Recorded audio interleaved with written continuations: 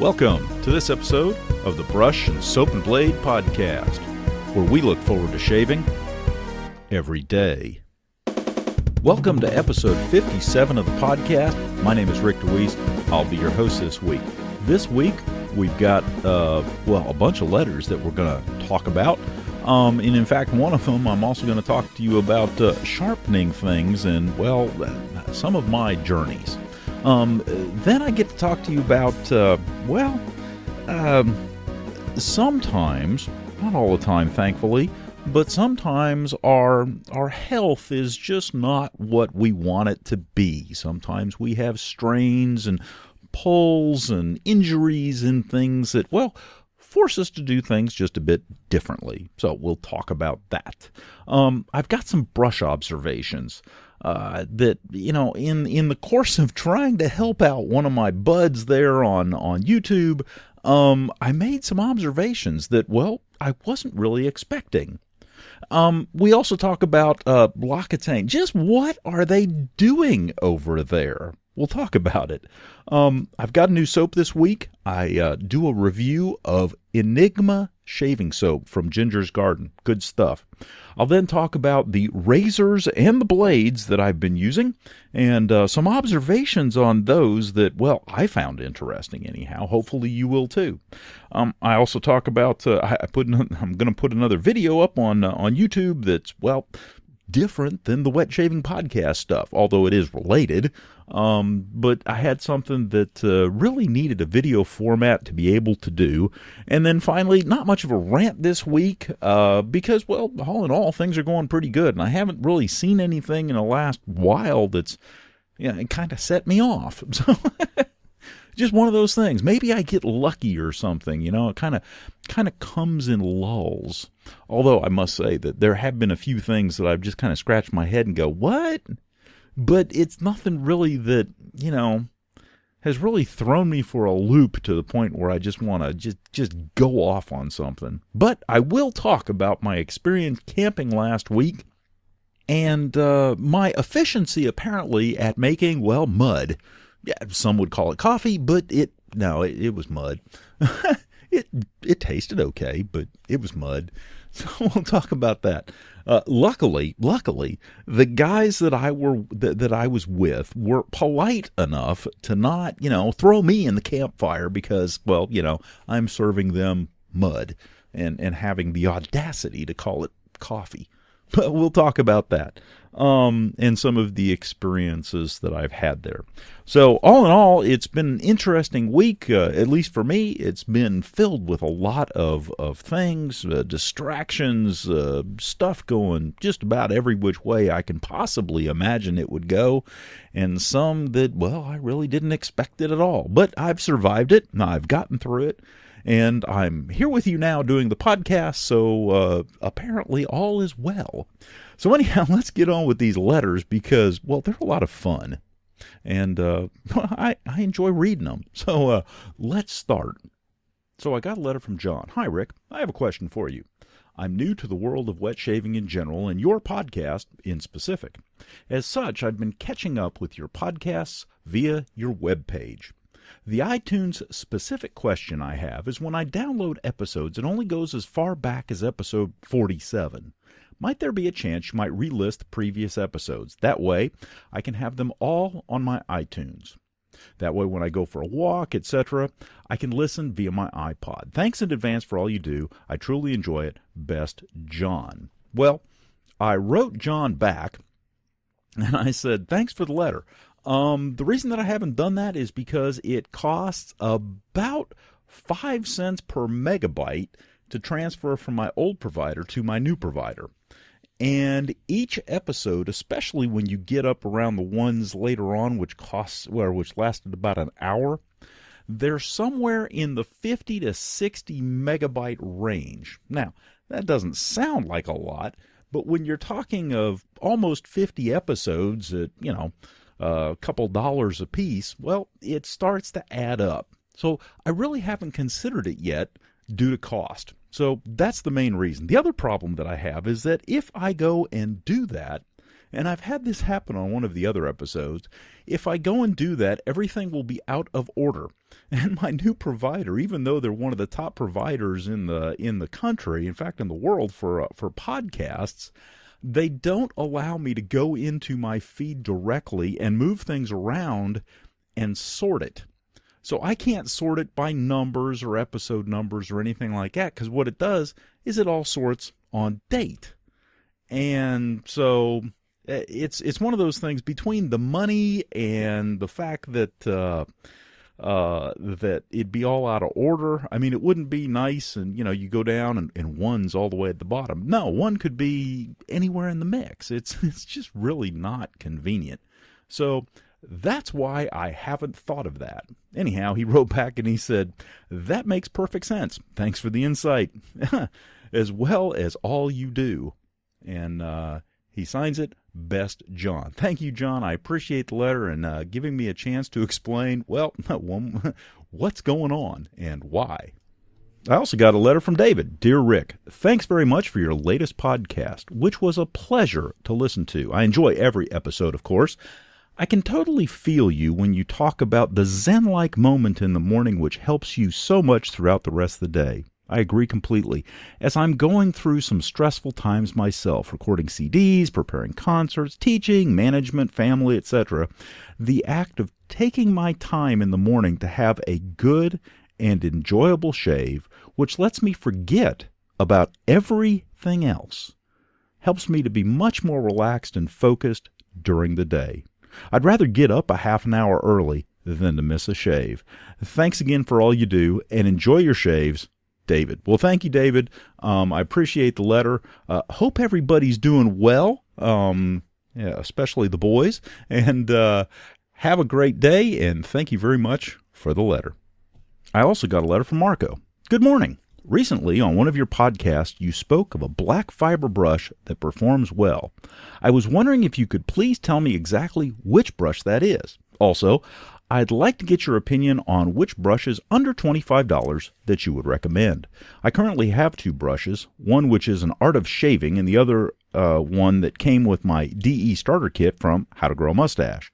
The problem that I have with them is that the Art of Shaving doesn't have enough backbone, while the How to Grow a Mustache has decent backbone but sheds with each shave and has very little to no splay. I'd like to thank you for your time and effort you put into the show. I really enjoy it and listen to it often on my 45-minute commute, either to or from work. Having done some editing for our church's radio station, I know how much time it can take to edit content for the air and appreciate what you do for us listeners. Thanks again, and I look forward to hearing from you. Marco. Well, Marco, okay. I don't recall ever talking about a black fiber brush, and the reason is I don't own one. Now, let's see. TSE has talked about black fiber brushes. Specifically, that's the Shaving Evangelist on YouTube. He really likes the mules, and the mule black fiber brushes are one of his favorites. And I would suggest that if you want some recommendations, that you go over to the YouTube channel, TS Evangelist or the Shaving Evangelist, and check him out. Chris over there does a great job, and he'll steer you right. He's got a lot of good stuff over there. Now, on the brushes that I would recommend under $25, well, my favorite brush under $25, without doubt, is either the Samog 830 or the Samog 1305. As best as I can tell, they have some of the best boar fiber or boar bristles that Samog carries. And once you get them broken in, and they're not bad when they're not broken in, but when they're broken in, they are very soft tips, and they've got a lot of backbone. In fact, I'll talk about them a little bit more because I think I came up with a bit of a revelation just playing around and off of something that came off of Facebook. So those are the ones that I would recommend, and usually you can find them for about $20. $19 to $20 is their price point. And so I've been very, very happy with mine. I wouldn't give up my 1305 for anything because the handle fits just right. Now, the 830, It's no slouch. Same knot exactly, just has a different handle. It's an acrylic handle, but it's a little bit thicker and a little bit shorter, and it just doesn't fit my fingers quite as well. The 1305, on the other hand, has a wooden handle, a painted wooden handle that is held up very, very nicely, and it just, well, fits. So that would be the recommendations that I would have under $25. Now, you mentioned editing. I do some editing, but quite honestly, the majority of stuff that I do here, this is really a, let's see, what's the word for it? A train of thought kind of thing. I get on here, I've got a few key points that I want to hit, but basically it's off the cuff. So except for the extraneous ums and ahs and anyhow, which one listener pointed out to me a couple of weeks ago, that I was using that word a lot, and I do try, but it does happen, and while I go through and listen to each episode as I'm editing, I will pull out the things that are really noticeable, really aggravating, and, well, really bad. Some of them, of course, I end up throwing on the end of an episode as kind of a blooper section, but all in all, I really just have fun with it and just kind of let the thoughts flow. I enjoy talking, always have, and so I try to keep the editing down to a dull roar, if you will, because for me, if I had to edit everything, well, it wouldn't be fun, and it also wouldn't be me. Because, well, I do mess up, I do make mistakes, I do, as anybody does, you screw up, and if I take all of it out, it just becomes kind of, antiseptic, it's just not really fun to listen to. So, anyhow, Marco, that would be my recommendations on brushes. I appreciate the letter, I really do, and thank you very much for what you do for your church. That I know for a church, it does have to be right. I can get away with a little bit on the podcast, but for a church, it does have to be right. And thank you for being out there and doing that. I know they greatly appreciate it, and I do too. I also got a letter from Greg. He had a YouTube suggestion. He said, "Hello, I enjoyed your video on how to roast coffee beans. And for those of you who haven't been following my YouTube channel, and I haven't really mentioned it here on the podcast, I did put up a video on how I roast coffee beans. It's one of those things where it's really difficult for some things to be, talked about. You really got to see it. You got to hear it. It's just one of those things. I've talked about roasting coffee beans on the podcast before, but it just never really felt like I did it, justice. So I put a video out there since, I put together a YouTube channel and I usually put my shows up there. So I put it out there. So if you'd like to see how I do coffee beans, go check out the Brush and Soap and Blade YouTube channel, and it's on there. Anyhow, he goes on. Sorry, I got off track there a little bit. So we'll start over again. Greg wrote me, "Hello, I enjoyed your video on how to roast coffee beans. I've been meaning to get into that, and your video was very helpful." Well, thank you very much. He also said, "You once talked a little bit about how you like to sharpen your knives and axes. That would be an awesome video to watch as well. I bought some Norton sharpening stones for sharpening kitchen knives and pocket knives and the like. I'd enjoy watching a video about your thoughts on sharpening and see the process you go through to sharpen different tools like knives and axe heads. Thanks again for all your good work." Well, Greg, I'd love to do a video on that. There's only one problem. And this is embarrassing to admit, but I suck at sharpening things.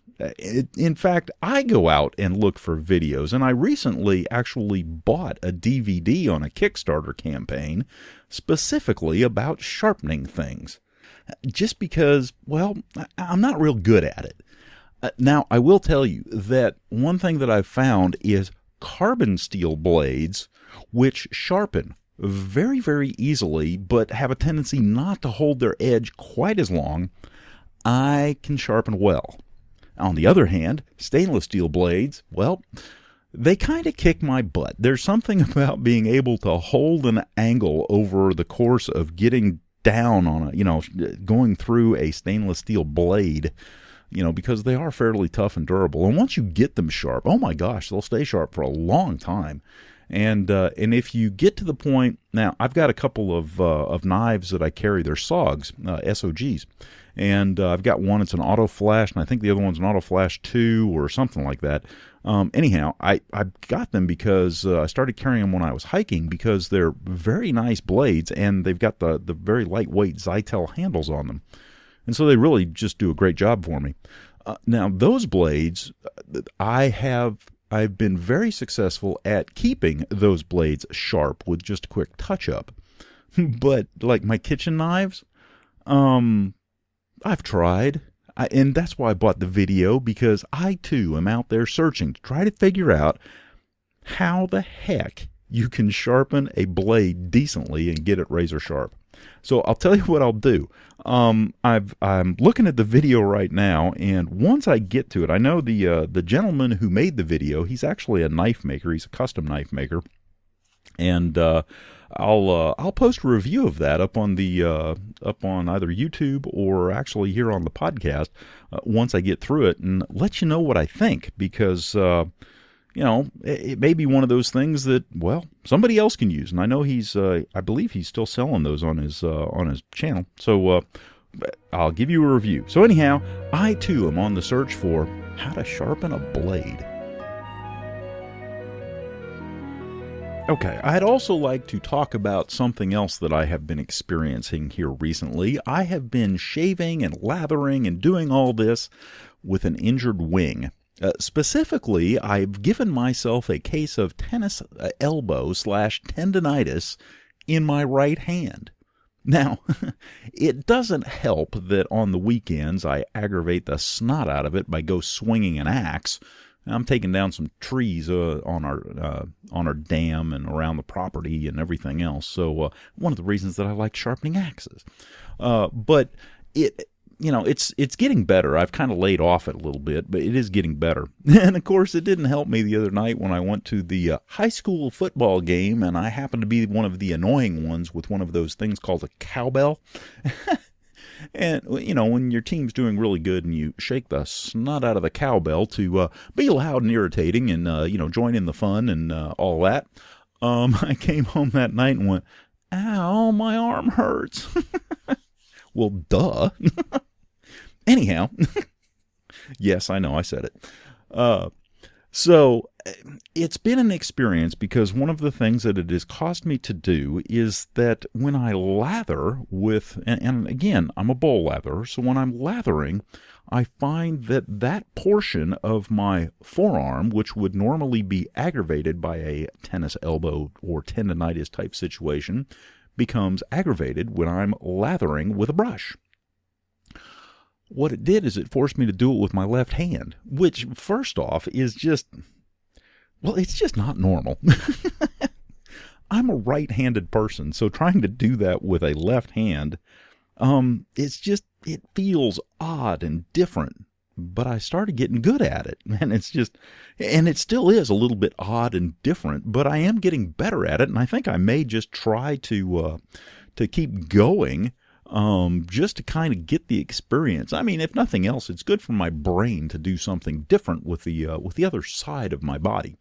So, but what I found was, even though I didn't quite have the motions quite right, the biggest thing that seemed to be the factor was I had about the same amount of pressure on the brush on either the soap or in the bowl.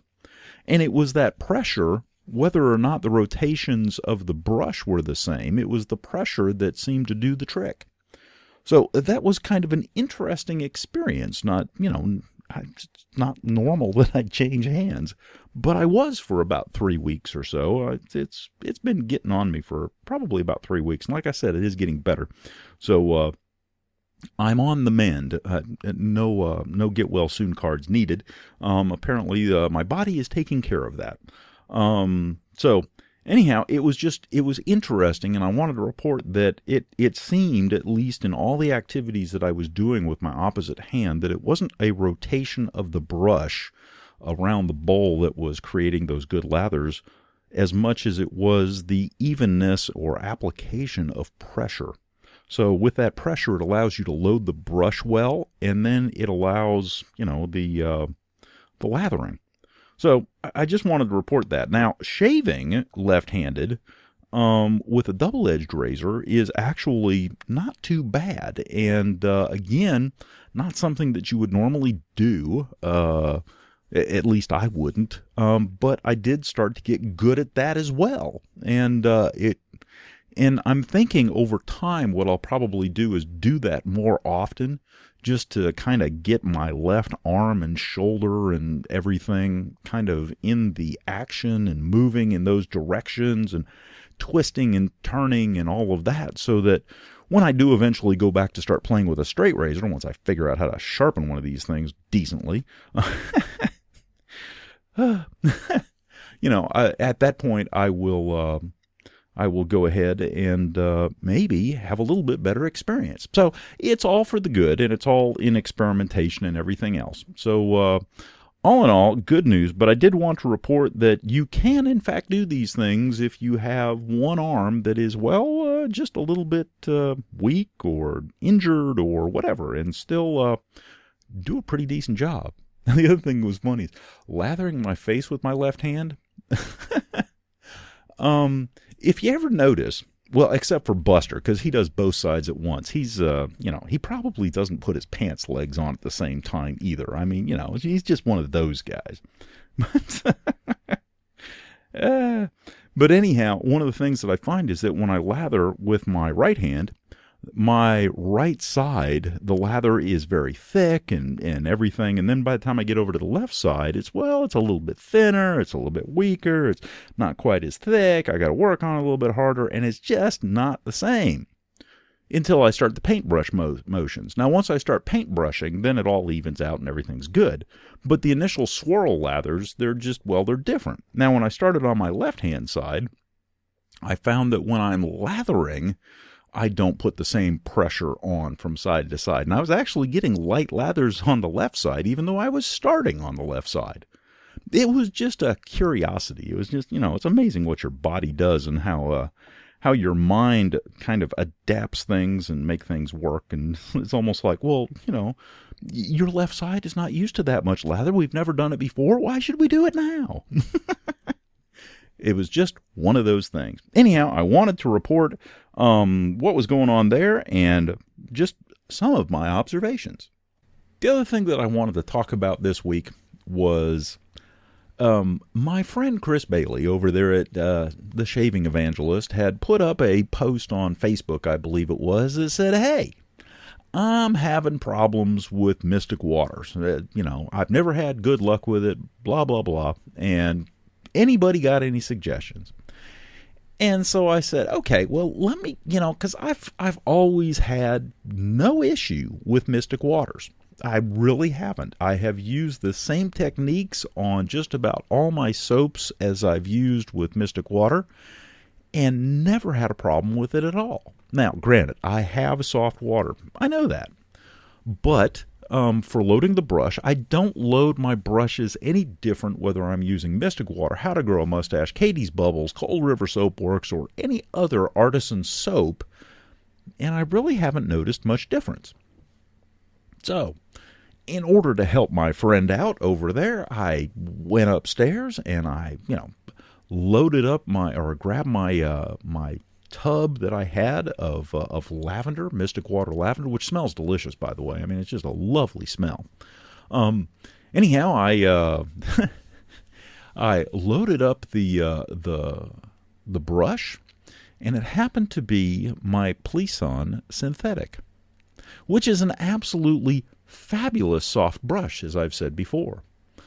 And then I whipped out my one of my salsa bowls, one of my modified salsa bowls, and I went ahead and started, distributing the soap around it, put 1 teaspoon of water, which is what I've been doing lately, and commenced to, whip up a lather.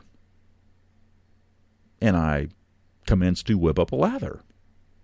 And I kept commencing to whip up a lather, and it just wasn't, like, showing up.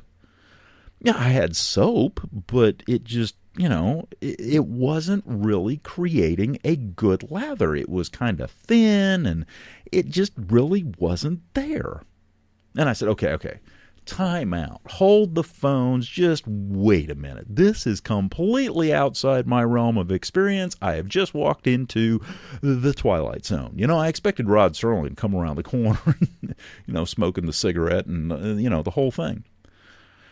And I thought about it in a minute, and I said, okay, hold on a second. The only brushes, really, that I've ever used before I got the police on when I was playing around with the Mystic Waters were either my boar brush or my badger brush.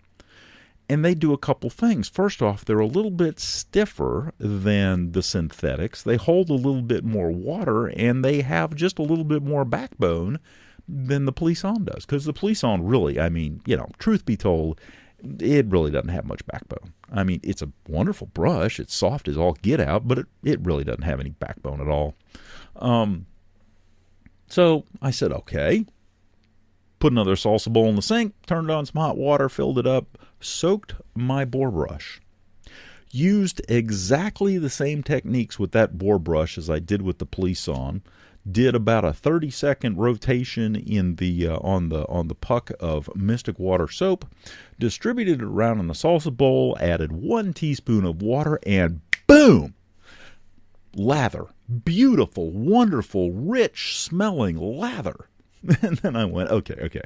This is more like it. This is normalcy. So I went back and I tried the police on again.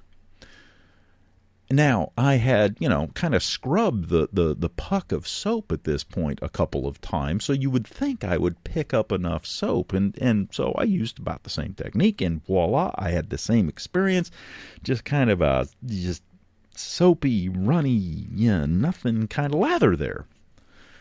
And I got to thinking, maybe the difference is the difference between synthetic brushes and natural fiber brushes. Maybe it's a backbone issue or something like that. But I know that Chris is very fond of synthetic brushes. At which point I wrote him and I said, just so you know, I do not have good luck with Mystic Water soaps with synthetic brushes.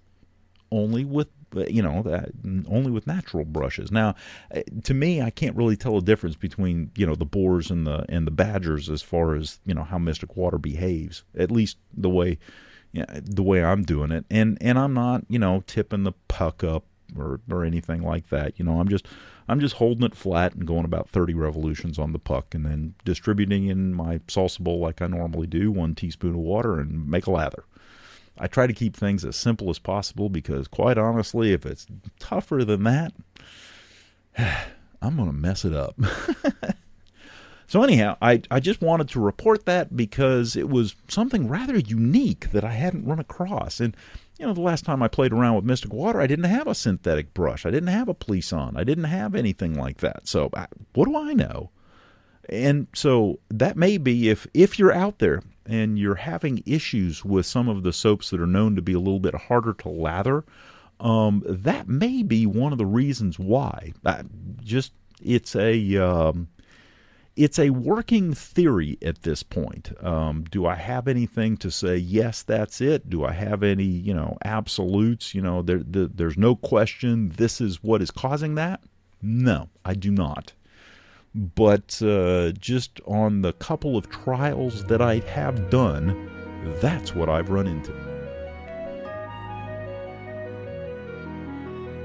Now, if you've been following Facebook or Twitter or, some of the shaving groups or things, you might have noticed that people are posting about L'Occitane having their police-on brushes up for sale. Now, the nice thing about that, if you're lucky enough to get in on one of these, and I happen to know somebody, a sophomore shaver, who has not had the good luck or good fortune of actually getting online when they were still available, and I've given him a little bit of a hard time about that, but he's always late to the dance. But anyhow, and there I go again. So it's interesting because it seems like about 4 or 5 times now, Plisson or L'Occitane will put up on their website, brushes are available, and they've got a huge discount on them. I paid $55 for my brush, I believe it was, back when they were, just normal everyday brushes and they had them. The discounts that they're giving at this point, I think they're like $30, which is an absolutely fabulous price. And so if you happen to go on L'Occitane's site and they have them available, I would highly suggest it because they're wonderful brushes. They're extremely soft. They take the softness of a brush up to, well, a whole new level. They truly do. I love mine. It is a luxuriously soft brush. But what they do is they'll put it up, and it's like some intern or something cleaned out the closet, and they've got 10 of them sitting there. And so they'll throw it up on the website, and then it gets out into the wet shaving community on Facebook or Twitter or something like that, and they're gone like that. And, of course, everybody's rushing to the website to try to get a Plisson brush for a great price, and poof, they're gone. And everybody's, well, crap, what the heck?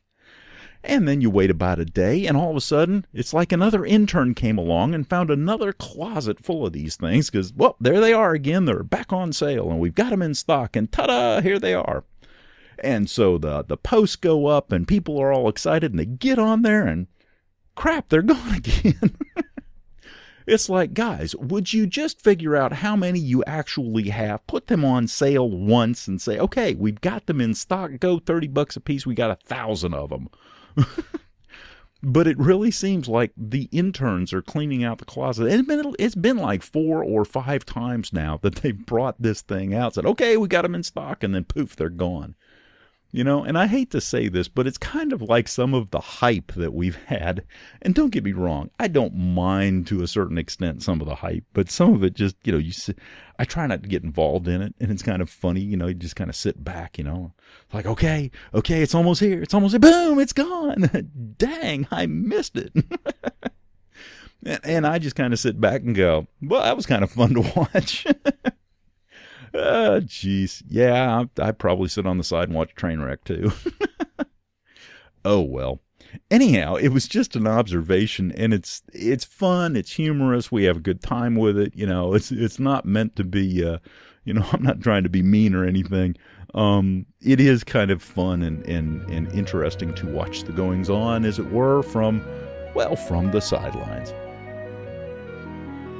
I have been playing with a new soap this week, and this soap happens to be from none other than Ginger's Garden. And the soap in question? Enigma. Enigma shaving soap. Now, if I roll it over here and look at the ingredients list, coconut oil, stearic acid, glycerin, potassium hydroxide, sodium hydroxide, essential oil, blend, and fragrance. Okay? When I opened it up and I went, the first thing that I smelled, to be quite honest, was buttercream. Just almost exact. Now, my wife is a candle freak. And if she heard me say that, she would go, well, yeah. She is so into candles that when she wakes up on the weekends and comes downstairs, the first thing that she does is light the candle in the kitchen and light the candle in the living room. And those candles will burn all day long, and if she forgets, I'm the one putting them out. I mean, she is into candles. And so we spend a lot of time looking at candles and being at the Yankee Candle Store and all this. And they have a candle at the Yankee Candle Store called Buttercream. When I opened Enigma, that's what I smelled, buttercream. It's just, I mean, the initial whiff was a buttercream, vanilla, almost frosting type sweetness thing going on. I mean, it was like, whoa. It was really, really evident. Now, the thing is that the first time I lathered it, I'm sitting here smelling it. It comes in this nice little tin. Nice little black metallic tin. I really like the tin, by the way. It's good size, and it doesn't do a bad job at all. Anyhow, when I lathered it the first time, the vanilla really kind of jumped out. It was very, very prevalent in the lather. But it was interesting because when I let it soak with a little bit of hot water on it the next day and poured the water off and lathered it up, loaded the brush and lathered it that way, the vanilla was for the most part gone. Yeah, it's like it wasn't there. It was really, really interesting. And even in the lather itself, I couldn't really smell it. It was way, way in the background. And then the next day, I just loaded it straight off the puck again. I let it dry out, load it straight off the puck, and boom, there's vanilla again. It's like, well, wait a minute. This stuff comes and goes depending on how you treat the soap. Now, the other thing that I ran into with this soap, which was also curious, is that the synthetic brush worked okay on it, but it had just a bit of a loading issue too. Just like I was describing, or depending on the order that I put these segments, how I will describe here in a second, with the Mystic Water. So that was kind of interesting, and I'll talk about that here in a bit, or I may have already done it, depending again on where I put these segments. But the boar brush, of course, loaded perfectly, and really did a good job. But it smelled like buttercream. That was the thing. And in fact, I even found myself a couple of mornings, I would shave with this stuff, and it really did a good job. It's a glycerin-based soap, and it really does, it lathers great. It's very protective. It's very thick lather, and I really enjoyed it from that aspect. But I'd actually go a couple of days and didn't use aftershave, and for probably up until noon of that day, I would get whiffs and hints of, buttercream, which was kind of cool. I mean, it was like, I was walking around going, there it is. Yeah, that's pretty good stuff. So I really enjoyed it from that aspect. It's a great smell.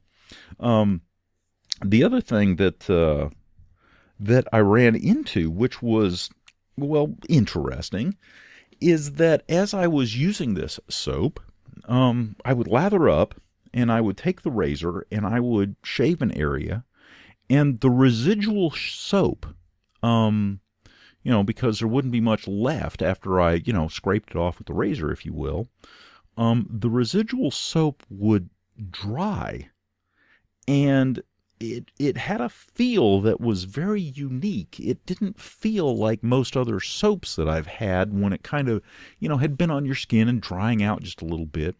It felt like baby powder. It really, it had almost a powdery aspect to it, almost like you had taken the lather and lathered it up, and it had become, it started out as a powder base, and it was, losing all of its water and turning back into that kind of lather base. Or kind of a powder base. Now, the other thing that was also interesting is that there was one time when I was, using my slant and putting just a little bit too much pressure on it, giving myself just a little bit of razor burn. And I did find that with this soap, I could really feel it. When I lathered up the second time or the third time for the third pass, I could feel the irritation in my skin because of my reaction to the soap. So that was something that was interesting, and I take full blame for that. I mean, I was the one that was putting too much pressure on the razor, and in subsequent days I didn't have that issue, but I did feel it just a little bit there. Now, like I said, it's very thick. It has great glide, great protection. Lathered just wonderfully, and really did a good job, especially when I used my boar brush. I mean, just had fantastic lathers. And when I, when I start out with a brush, and I, have a lather on it because I bowl lather, and I swirl it on my cheeks and under my neck and everything, and then what I'll do is I'll paintbrush. I'll start off with swirling, and then to get it all spread around and everything, and then I'll paintbrush. And when I paintbrushed, it was like, it reminded me a little bit of the Huck Finn stories where they're whitewashing the fence. I mean, it was thick and just boom, and it's just, coated and just, it was good stuff. Really liked that part. The other thing that I enjoyed about it was the feel afterwards. Once you get done shaving, you take a little bit of water and you rinse off. Whoops. And, you take a little bit of water and you rinse off, and the glycerin soaps have that really, really nice soap feel. It's kind of a slick, clean feeling, And in fact, it had enough residual slickness that even without some extra lather, if I had a spot that I would feel just a bit rough, I could take the razor without any extra lather, just from the slickness that remained on my skin from the glycerin base. And I would take my razor and just kind of touch it up, just with water and like I said, the residual slickness. And perfect job, no irritation, no problems with that. So, a great soap, great smell. Like I said, there's a little, I don't know, kind of a very mild, cedary, woodsy kind of thing going on. But the biggest hint the biggest thing that I get, the front note, if you will, is vanilla and buttercream.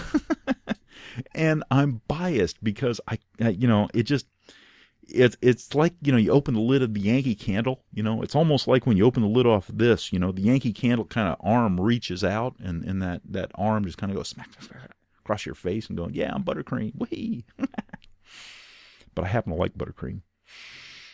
Good smell, good stuff, good soap. This is the first Ginger's Garden soap that I've ever tried, and I'll have to try more of her soaps. I know that some of her soaps are different than others. Some are, I believe she makes some that, they're different bases and things. So I'll have to give her a try and try some different varieties out there, because so far, just with the one that I've used, I'm impressed, and I look forward to trying out some more.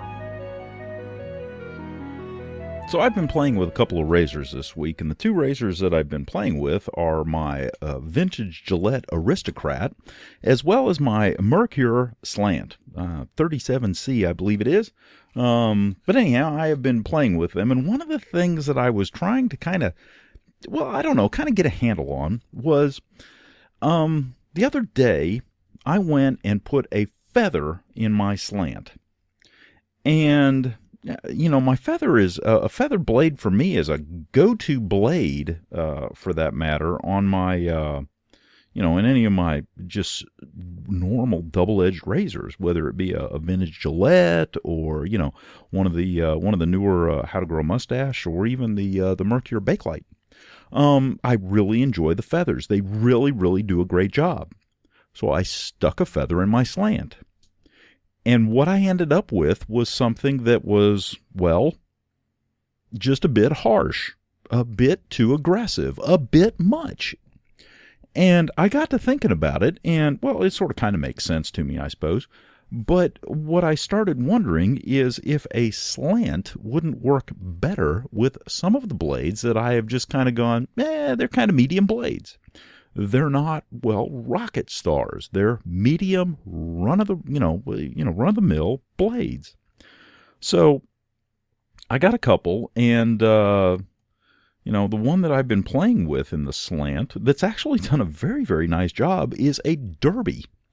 And Derbies for me previously had been, well, just, middle-of-the-road blades. In the slant, it's almost like, and if anybody else has had this experience, please let me know. Give me an email, give me a call, something. Because what I have found, or what I believe I have found, is that the middle-of-the-road blades for me do an absolutely fabulous job in the slant. And the really, rocket star blades, if you will, do an excellent job in my DE razors that are just, straight DE double-edged razors, straight line razors, if you will. But it's been, well, curious. I hadn't really expected that. I had expected, I suppose, maybe I was barking up the wrong tree, but I had, kind of expected that, okay, a really excellent blade in a normal razor would be an excellent blade in a slant. And it just didn't turn out that way. And it kind of caught me just a bit by surprise. I kind of had to stop a minute and think and go, I wonder why. And, it's almost like you take a really, really fast car and, I don't know, someone that's just about out of control anyhow, and then put nitrous on it. It just got to be, well, a bit much. So the Derby Extra, and I'm looking at the blade now, but the Derby Extra, and I don't have anything pulled up to look at it or anything, has been, like I said, a very exceptional blade. I think I've gotten about 6 shaves out of this thing, and the thing that was probably most remarkable out of it was that with the slant blade, where normally I have to do, 2 passes on my, cheeks, chin, mustache area and such, and then do a third pass kind of underneath on my neck to clean that up. I was able to get just absolutely wonderful shaves with 2 passes with a Derby Extra in a slant razor. Now, if I put a Derby in an Aristocrat, I'm back to the 3 passes with maybe just a little bit of touch-up. But in the slant, it's like, okay, a moderate blade, a medium-type blade like a Derby really does a good job. Now, in my Aristocrat, I have been playing with a blade. I think I've gotten, 4 shaves out of it. And it is an Asco blade. And I believe it's made in Egypt. And it's a super stainless. And it's done a pretty good job as well. It's at this point it's ready for the bin. It's definitely worn. So 3-4 shaves. But it's been it's been a pretty decent blade as well. I've not been dissatisfied with it. And what I really wanted to do is I need to get some. Maybe I'll do that with my Wilkinsons. I'll try a Wilkinson, because Wilkinsons for me are just kind of, okay, medium, middle of the road type blade. And maybe what I'll do is I'll put a Wilkinson in, one of my vintage razors, like my Fat Boy or something like that. And then I'll also put them in the slant and kind of compare the two.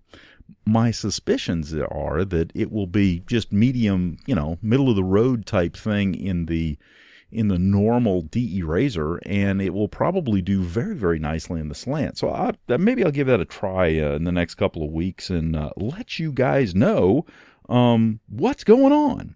But I did want to report that. So playing around with a couple of different razors and a couple of different blades, happy with both of them, didn't have a bit of problem, and it's just one of those things. Oh, and one more thing, just because, well, I can, because I have a YouTube channel now, I went ahead this last couple of days, and I'll probably put it up sometime over the weekend, but look for a YouTube video on how I modify a salsa bowl.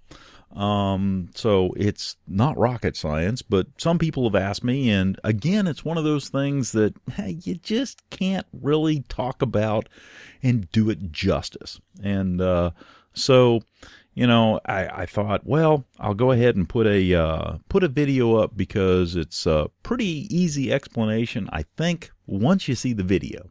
So look for that on the YouTube channel if you haven't checked it out already. And for all those subscribers, thanks for watching. Now, I must tell you about my experience with making mud.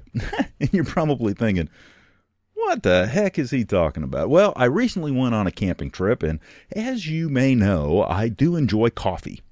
And so I had taken some home-roasted coffee beans on my camping trip, and me and my buddies sit around, and we do have a hand grinder that we carry with us, and, we were making coffee. I had recently bought a little strainer type attachment that goes in an Nalgene bottle, and you can either put the coffee in the strainer or actually put the coffee in the Nalgene bottle and make like cowboy coffee and then strain it as you pour through this thing. And now, one of my friends has an AeroPress, which is like a French press, but it uses filter paper and does an exceptional job and makes very, very clean, nice coffee. And I must admit, after playing around a bit with this strainer thing, I thought the last time we'd gone camping, when we camped over the summer, we were at summer camp for a week, and I thought we'd kind of gotten the handle of how this thing works. And so I was, making some coffee and everything, and it was just, mud. I mean, it tasted okay, but it was just, the fines of the coffee grounds got, in there, and it turned it, it's not like it's chewy or anything, it's not like there's bits floating around in your teeth, but it's just the fines in there, because it doesn't get a chance really to settle out, and there's no filter to filter it out. It just kind of turns it into mud. And I must say, I was disappointed, and I'll probably keep it for emergency uses, but I will probably go and get myself either a pour-over filter or even an AeroPress, because I have been very, very, happy with the coffee that we've been able to make with my friend's AeroPress. Now, the reason that we do this is because, when we go camping, when we go car camping with the Scouts, we take the Scout trailer. Well, all this stuff is in the Scout trailer. We've got the coffee grinder, we've got Dutch ovens and things like that. And so we can roast our own beans and we can grind them. And, to have something in there to make good coffee in the morning would be, just a very pleasant experience. So we may have to do that, We'll have a talk about that amongst us coffee drinkers and see if somebody wants to donate one to the troop or something, or at least donate it to the trailer so that it's always there. And if not, I'll buy one and I'll throw it in there. That way I'll always have it. Anyhow, I just wanted to let you know that sometimes, even though you have the right intentions and you think you have the right equipment for the job, it just doesn't turn out the way you want it to, turn out. And it's just, sometimes you hate to admit it, but you're just disappointed. And the other thing that I tried is I have this stainless steel water bottle, and I was warming hot water over the, on the fire. I take the water bottle, and it actually has these a fish spreader, and you fit that down into the lip of this water bottle, and then you can have something to hold it by, and to hang it or something like that. Although you can't be too awful rough with it, because the bottle, the stainless steel bottle, with the weight of the water will fall off of it. Well, so I put this in the fire, and I was heating up my water either for my shave or for making coffee or whatever. And lo and behold, not once, not twice, not even 3 times, 4 times. In fact, every single time I got this thing full of hot water out of the fire. So here it is, hot water in a stainless steel bottle, and I'm trying to maneuver this thing around so I can pour it in a bowl or pour it in a, in a bottle to make coffee or do something with. Every single time it fell over, dumped half the water out, and it was just like,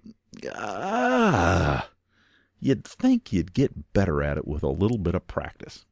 Apparently not. Apparently I'm going to have to keep working at it, because apparently I am inept when it comes to getting hot water out of a bottle that came off the fire.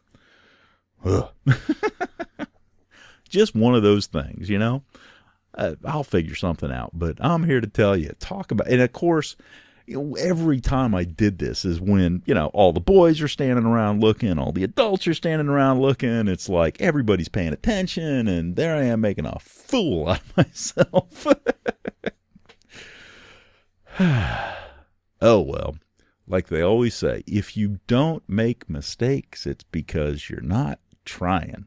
So we'll keep on trying, and we'll keep on practicing, and eventually we'll make it look effortless, and people will be absolutely amazed and flabbergasted at our talent.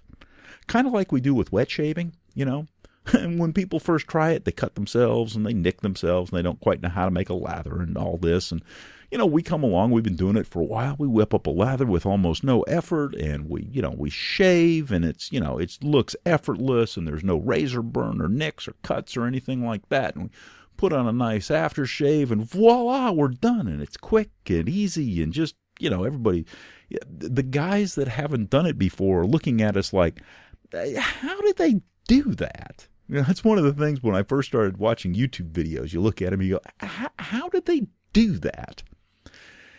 And it's like I've always said, practice.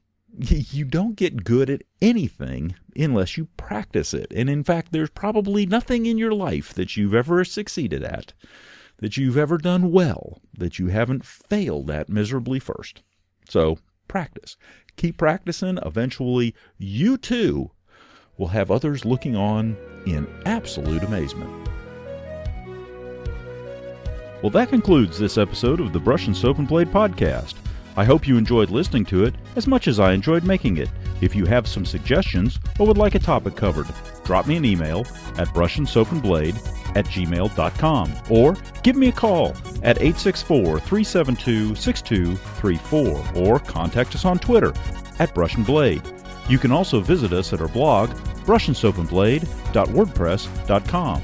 As always, we're available on iTunes and Stitcher.